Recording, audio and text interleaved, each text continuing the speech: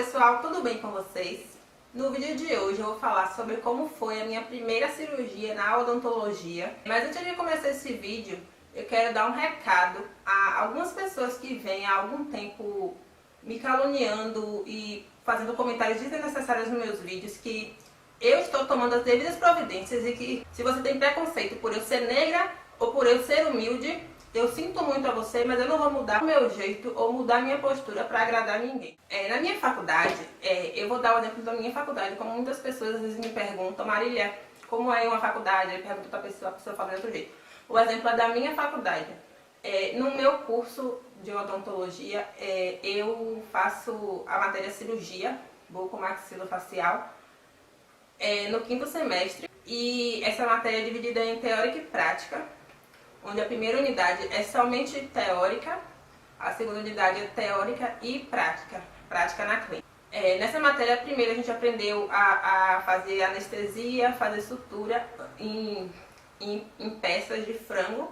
Algumas faculdades usam língua de boi e outras utilizam mandíbula de porco, mas na minha faculdade a gente fez em peças de frango, apesar de a gengiva ser...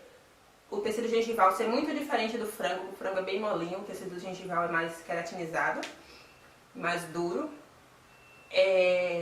A gente aprendeu primeiro isso, além da teórica, claro. Na prática, a primeira coisa que a gente fez foi aprender a suturar e aplicar anestesia. Eu, particularmente, nunca tive medo de sangue.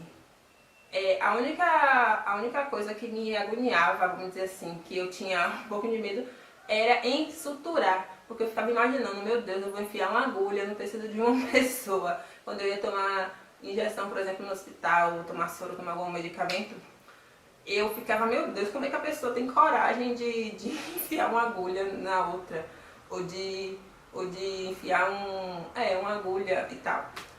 Eu ficava assim, meu Deus, eu não vou ter coragem de suturar. Só que na prática é completamente diferente, tipo, sei lá, você, com o tempo você vai perdendo aquele medo, vai ganhando costume, ganhando prática. Na matéria de cirurgia, a gente trabalhava em dupla, a gente comprava as listas, né, que eu gravei até um vídeo da lista do semestre, eu vou deixar aqui como um card pra vocês verem. E a gente marcava paciente, e lá na minha faculdade, como professor da matéria de cirurgia, a gente só podia realizar procedimento depois de feitos exames laboratoriais, independente do paciente ter alterações sistêmicas ou não. A gente precisava de exames laboratoriais, hemograma, coagulograma e glicemia em jejum.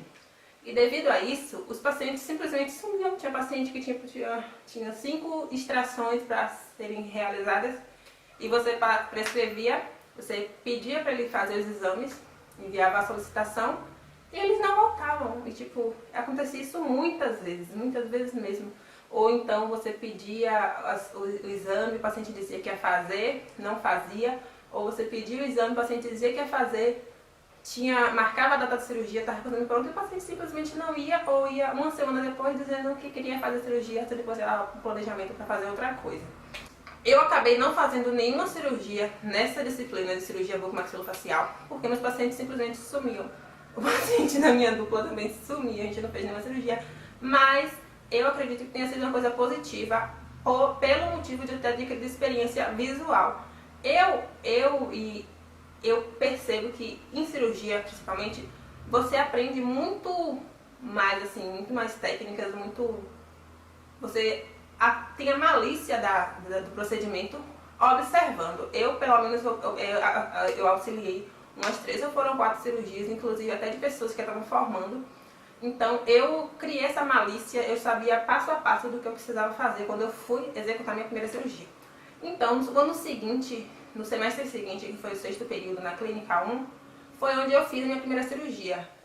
Foram a extração de 2 restos radiculares de maxila e tipo, eu vou mostrar pra vocês como ocorreu isso tudo, né? A paciente trouxe os exames e tal. Era uma paciente interessada que queria mesmo ser atendida.